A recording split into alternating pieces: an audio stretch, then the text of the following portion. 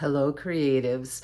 I've been having so much fun in my art nest the last, I don't know, has it been a couple of weeks? Just working with really limited materials. So I've been working with, I'm actually using a selfie stick, so I'll have to flip the camera at some point. But I've been working with the Mungio water-soluble crayons, Neocolor 2s, Posca, the black lines on the floral one are Posca, and some watercolor. There's some Milan watercolor in this one. Yeah, just, I love to paint, and it's just hard in my art nest. I mean, you guys know too, if you don't have one of those tables that can sort of swing across to your armchair or wherever you're sitting, it is a little cumbersome to get out paint. So I've just been seeing how far I can push other materials. So this was a plein air painting that I did yesterday, I think, and I have a clip of this that I'm going to show you guys. And this one was watercolor, Neocolor 2s, and some watercolor pencils, some Faber-Castell, the Albrecht Dürer watercolor pencils, and the Mungio water-soluble oil pastels. And they all work together really well. I think I did 2 plein air pieces. Oh yeah, this one was a plein air piece that I did. This is kind of a crazy way to show this to you guys. I should have flipped the camera around. But yeah, this was just of our woods, just sitting over at the cottage. Again, I'll show you a clip of this in a little bit. And this was the same thing. Neocolor 2, Mungio, water-soluble oil pastels, the watercolor pencils, just loose renditions of what I was feeling as I sat outside. So then last night in my art nest, I did this, and first I drew the blue jay, and I had no idea what I was going to do with it after I drew the bird. So then I just sort of put the flowers in, and again, the same mix of materials that I used in the other ones. I didn't add anything else to this. I've been able to get some pretty interesting results with just using these materials and having fun. And then this one over here, I was doing blind contour drawings of birds. And I don't know how much you can tell, but I filled the whole page with blind contour drawings of birds and just contour drawings. They weren't all blind contour drawings. And there were some pretty wonky birds on there. So then I took a mixture of Posca and Mungio water-soluble oil pastels and painted in the purple and the orange and carved out this shape of this bird. And then I just took gesso and painted over the lines of the contour birds that were showing through on the inside of the bird. So yeah, it's pretty flexible what you can do. So then I got this idea. When I went out to plein air paint in that clip that I'll show you at some point in this video, I had like my whole art toolkit, or not art toolkit, I had my whole, what am I trying to call it? Art nest, my art nest bag with me. And it was really heavy. Actually, Dawn had to carry it back to the car for me. It was really heavy. So I started thinking, well, if I can work with so few materials in my art nest, I need to start getting outside more. I'm not getting out enough. I'm on a lot of medications that are supposed to help me stabilize my mast cells. So I thought I need to try to experiment to see if those medications are going to work when I go outside. And I'm really out of shape. I'm really out of shape from not being outside for the last couple of years, kind of being stuck. I'm sorry, I'm stretching. My back is getting sore. So I thought, what if I did like a little series of videos? And I don't know yet if it's going to be for YouTube or Patreon or a combination of both. But what if I did a series of videos where it's like a sketchbook, a plein air sort of sketchbook series where I take one medium out at a time and see what I can create with it. So I'm thinking by what I mean by one medium would be like today, I'm going to take out Inktense pencils, and then I'll take a paintbrush, I have a little palette I'm going to take. I'll show you what I'm bringing. And I'm going to bring a little bottle of gesso, because gesso just makes everything better. You know, gesso just expands. You can actually turn some of these things into paint if you want to paint over areas. So this is my magic. This will come with me each time, whether I use it or not, I don't know. But this can, you know, work wonders with watercolor, you know, Neocolor 2s, Inktense, all the different things, Mungio oil pastels, all of the things that I'm going to be playing around with. I'm going to be bringing the gesso. I'm going to bring a small sketchbook, a pencil sharpener, and that's it. Some paper towels, you know, the obvious things. But for the medium, my medium today is only going to be Inktense. Now, being a painter, it's a little bit of a brain cramp for me limiting to drawing materials. But as I showed you just now in my sketchbook, you know, I've been doing it in my art nest and I've been having fun with it. And I've been enjoying getting outside and doing intuitive renditions of what it feels like in my woods. You know, I'm not going for anything realistic at all, not realism drawings, although some of them are coming out more realistic than others. I'm just trying to create in the environment that I love so much, which is this forest that we live in. So I'm going to pack my bag. While I'm packing it, I'll show you exactly what I'm putting in there. And I'm only going to have this selfie stick with me. I'm not going to have like my camera, a tripod in my camera so that I can film what I'm doing. So probably what I'll do is just take breaks along the way and show you what I have filmed. I may try to set this thing up somehow and film a little bit, but I have found that that doesn't usually work so great. So I'm just looking around to make sure I have everything. I'm going to pack it up, show you what I pack up, and then we're going to head outside. I have my tick clothes on. These are clothes that I got from, what's the name of the company? We sent clothes out a couple of years ago to Insect Shield, I think, and they treated them with is it called Promethean or whatever? It has no smell, so I don't have a reaction to it like I do with bug spray, but it's supposed to keep ticks from getting on you. So for those of you that are chemically sensitive, I mean, you may be chemically sensitive to this. Everybody's different. I actually don't think that I am, and I can't stand the smell of tick sprays. They make me really sick. So these clothes are a godsend for me. I have socks, pants, and sweatshirts and t-shirts that we sent out. So I'm wearing that so that I should be protected from ticks. And yeah, it's a challenge. I'm challenging myself to take one medium and a drawing medium that I'm going to be using as a painting medium. So the only thing I regret is that I don't have the Derwent palette where it has like the sandpaper side and you can scrub your pencil on that and then just pick it up. I did order one.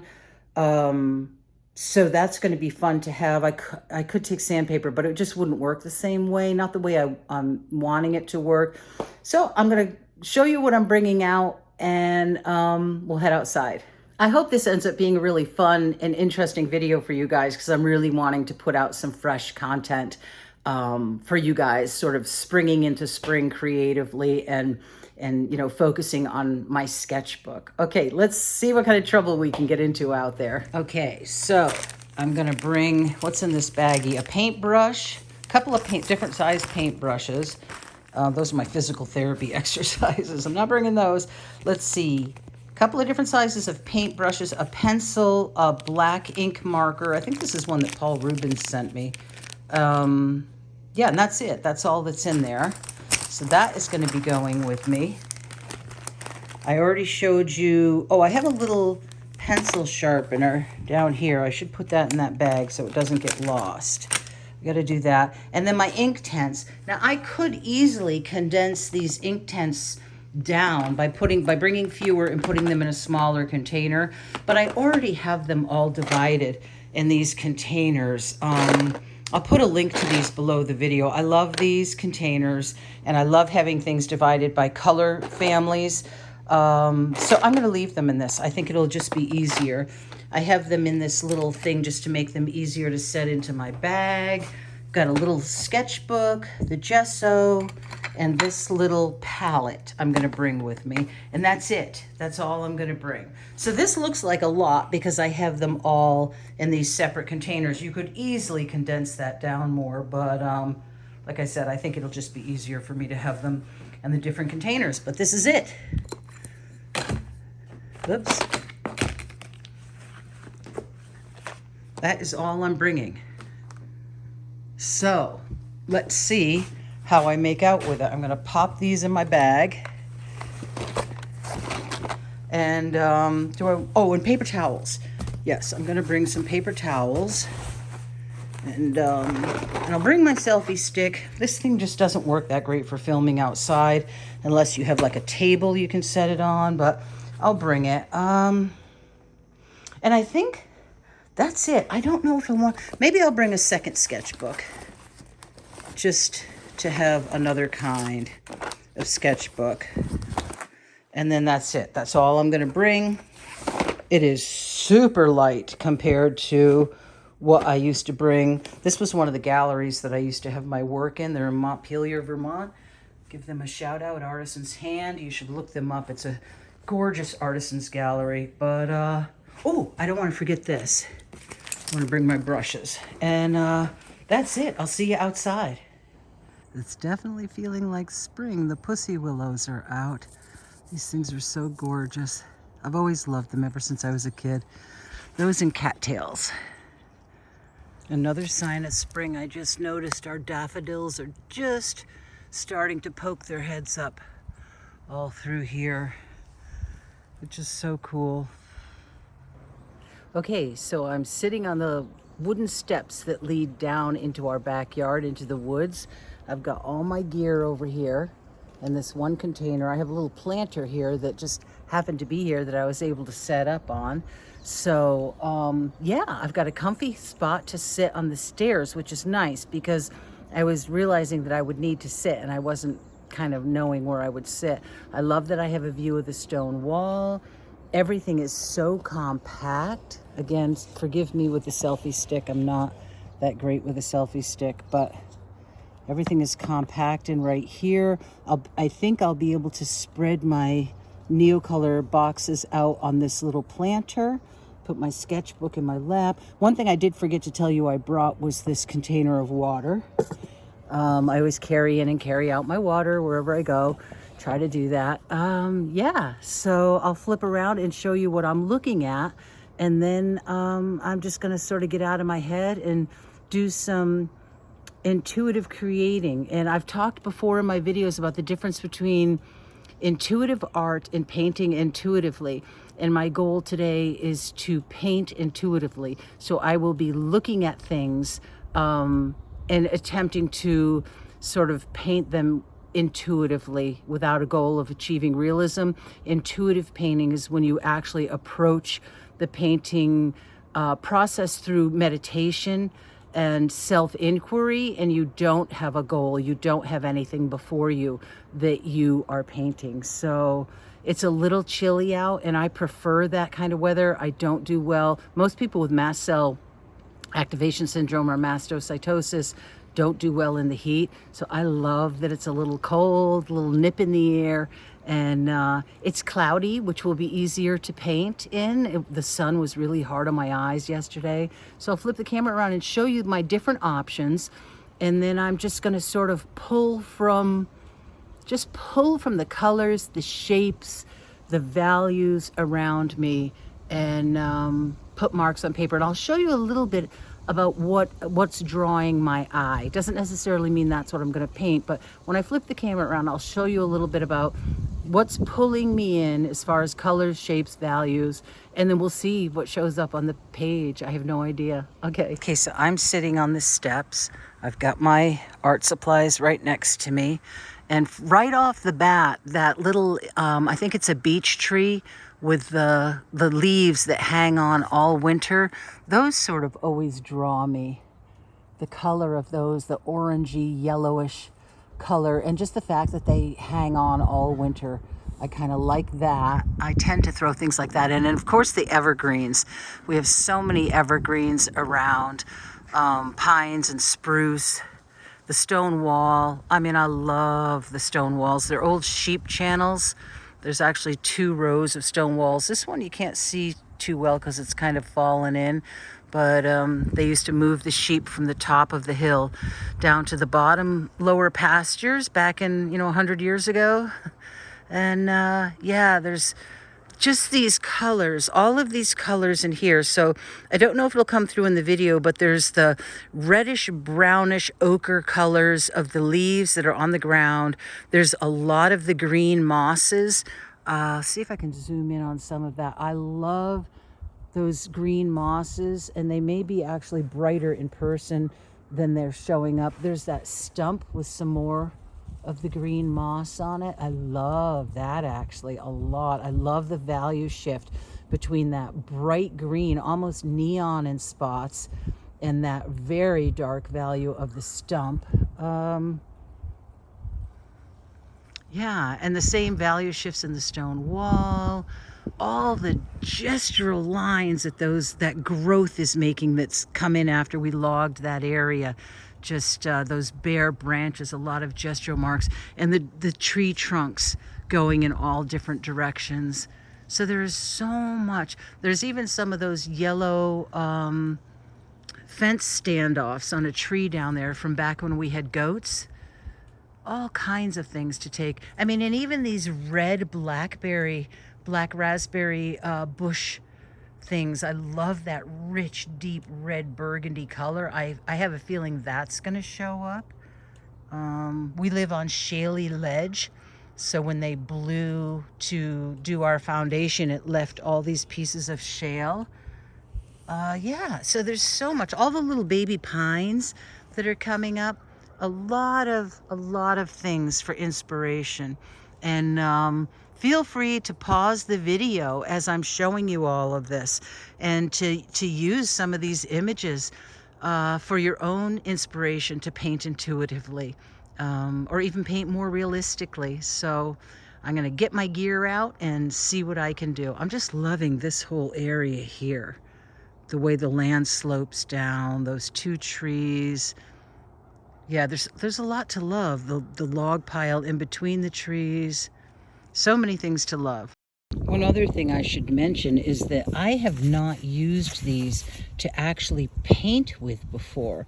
I've used them in mixed media work. So this should be interesting because this is going to be my first time attempting to actually do a painting with them.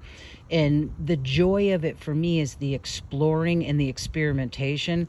Sometimes people feel like they need to correct me in the comments and tell me that I'm using something wrong or that I should have done it a different way. And that can be a little bit crushing when I've done an intuitive painting, because I have this joyful memory of like exploring and experimenting and doing, sort of forging my own way with a product. So just try to keep that in the mind whenever anyone is doing intuitive or is painting intuitively, to not try to correct them and tell them that they're using something in the wrong way. That's a really helpful tip to remember. The only other thing I didn't tell you that I brought was this wax resist crayon. And again, never used this with Inktense, so this is going to be a lot of fun. I'm going to have to be really careful that I don't get so into the process that I push these that way, because I would be so sad if these fell down underneath the stairs. Oh my gosh, that would be such a pain to try to dig those out of there. So wish me luck with this.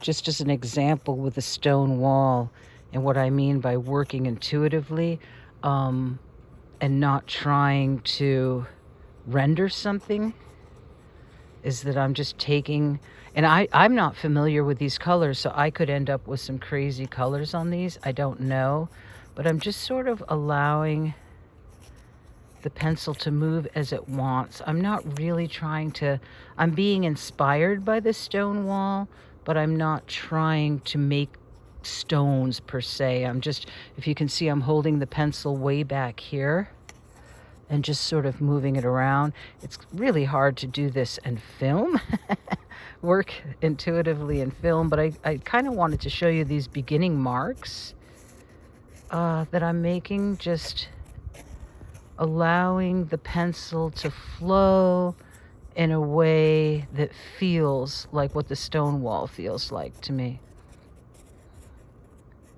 I'm losing my focus here. Kind of hard to...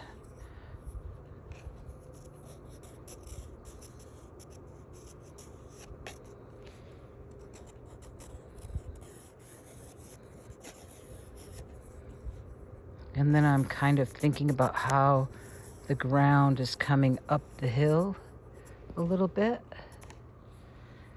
And then this tree, do I want to do the tree or do I want to put it on the other side of the stone wall?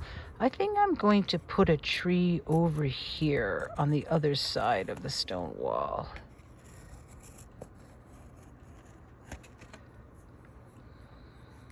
And maybe another thinner tree, kind of bending away from this tree.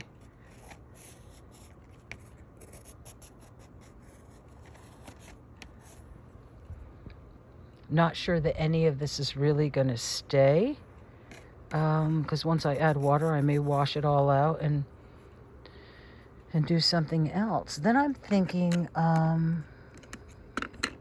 some sort of green for the evergreen, and I don't know what these greens are like, but I'm just going to scribble some green in here because there's an evergreen over here. We'll see what happens with that. And then I probably should put the camera down because this probably isn't filming well, but I'll hit some of this with water and see what happens. Oops, page flipped. Yeah, the wind is starting up, so I'm not probably going to be able to do this. I didn't bring a clip for my book. But just sort of moving the pigment around, really gesturally. Okay, and now I'm going to go paint on my own, but I wanted to just show you how I was going to start. Okay, so another little trick that I'm doing here is making paint by taking a wet brush. Can't really show you one-handed, but I'm just rubbing a wet brush over the pencil tip and kind of making paint in my little paint well. And I'm going to mix up a color for sort of the background here before I put the twigs up over it. And this is working really well to make a little puddle of paint. If I had a little knife, actually, I could just shave bits off. But this is actually working really well, so I almost don't even need that. So I've been able to mix up colors really successfully. Unfortunately, at some point, I must have pulled my grays out of this set because I can't find my blacks, my grays, so I'm having to mix my own neutrals, which is fine.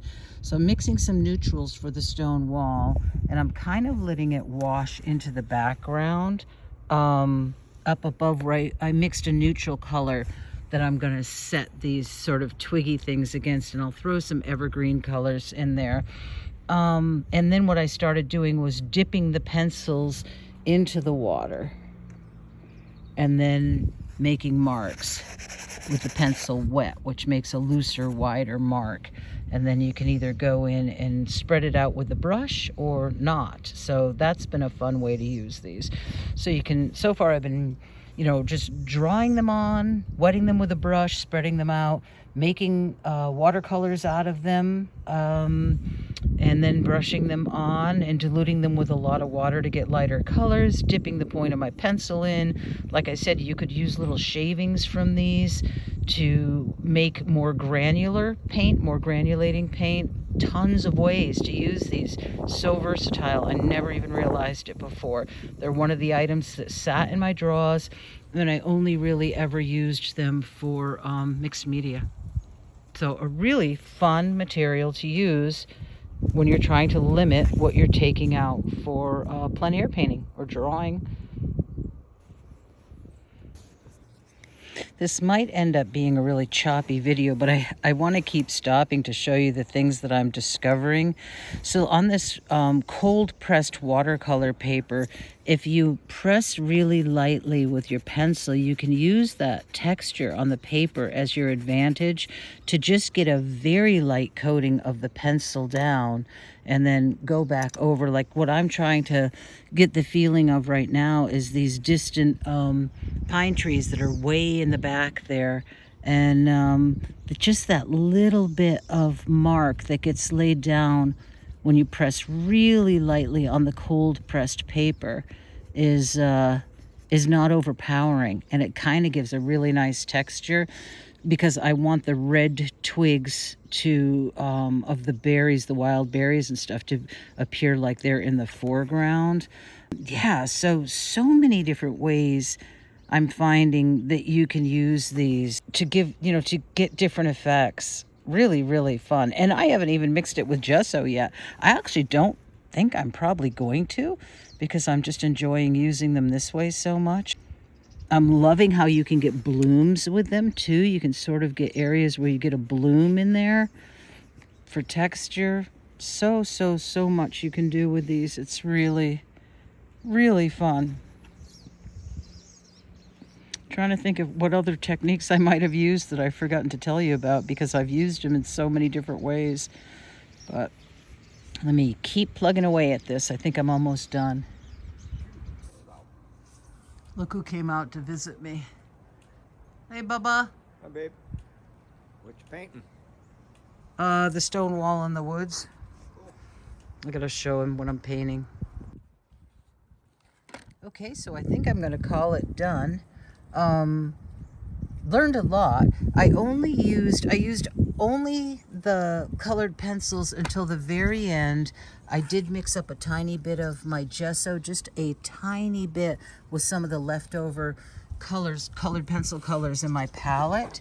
And that just enabled me to adjust the value on the stone wall. I had some mid-tones and some darks on the stone wall, but I was really lacking. I had lost my lights, my lightest lights, where you see the light, the sunlight from the sky reflecting off the pieces of stone that stick out. So I popped those back in just by putting a really light coat of gesso over the colored pencils that were over there, and it just helps it read a little more authentically. And yeah, it's still really expressive because of the colored pencil marks that remain, and these textures here where the colored pencil just sort of slid. And I mean, this looks like a very believable moss. That moss that's on that tree stump right there. I think the texture of that is just so cool. So I'm really pleased with it. Yeah, I didn't even mean to render something that realistically to my surroundings, because if you saw the other video that I posted, actually that was on Patreon. I'm not sure where this video is going to go, but I did some really super loose watercolor landscapes, abstracted landscapes. So and that could easily be done with these colored pencils too, but learned a ton of techniques that I could do. Was very helpful to have this piece of paper here so I could test out some of the colors. I just would dip the tip of the colored pencil in the water and then put it on here so I could get a good idea of what the color was before I was putting it down, because any of you who've used these know that the colors on the pencils don't really match the color that they look like when they're wet. But I'm really pleased with it. I had a really nice time sitting out here on the steps. Super happy I found a place to sit. I mean, this is a scene that I could paint in a million different mediums, a million different ways. So I think I will come back out here again. The ravens were flying overhead again. They have a nesting site very near here, so it's fun when the young ravens fledge, because they're just crazy. They're like crazy teenagers, so I'm hoping I can get that on film for you this year. But there's my painting for the day. It's getting really cold out now, so I think I'm going to go inside and say hello to my hubby. And I have so little to pack up and so little to carry to the house, and that is the best part for me. and that it took me 2 seconds to pack my bag because I brought so little materials with me. It's a win-win. Inktense, yeah, Inktense for the win. Okay, so I'm gonna call it finished for today. That is my scene behind me. That is the painting slash drawing that I did with it. It's getting really cold. I think it's in the 30s now. So I'm gonna head in. My favorite part of the whole thing was having, I don't know if I can show you, but having these stairs to sit on and be able to lay my stuff out on. And I'm gonna keep doing this. If you guys are interested, if this is a type of video that you enjoyed watching, I'll try it with Caran d'Ache. I've already shown you a couple that I did with my Mungio water-soluble pastels. Love those. Those are really fun. I did find that I had to bring a little more, or maybe I shouldn't say had to, but I did bring a little more materials when I used just the Mungio. I did bring watercolor pencils with those and a little bit of gesso, but still not a lot of stuff.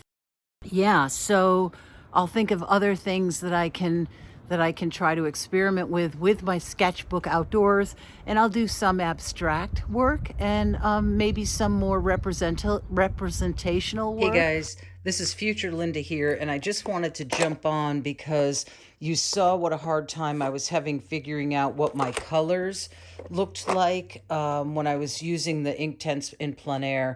So I did a little color chart on these. I've done all the boxes except for the reds. I still have to do my box of reds, but it was a bit tedious and it took a while, so I didn't film it. But what I did was I just took pieces of heavy-duty paper and, you know, colored them on dry and then swatched them out wet so I could have a really good idea of what they looked like both ways. And then just wrapped them and coated them in shipping tape so that when I'm out using them, they won't get wet or get ruined by the environment. But this is going to be such a big help, especially with colors like the greens. Yeah, that's going to be really nice because some of those greens just do not look like they do pencil in the pencil form, and they're good and protected. So yeah, that's handy. That's gonna be so much easier when I take these out again to have all the, and these cases will be linked below. Everything's always linked below in the video. Okay, so I hope that's helpful. Now back to the video. Yeah, let me know. Do let me know in the comments if it was something that interested you and you enjoyed watching, if it left you feeling inspired. That's actually my goal, is to leave you feeling inspired. If you did enjoy it, it blesses me so much when you guys subscribe and click like. It lets me know what kind of content you do like, you know, and what maybe I might make more of. And it also lets YouTube know that you liked my video, and that's important to the algorithm. So thanks for watching. I hope you enjoyed this time outside in our woods with me. Mwah. I will see you in the next video. Bye.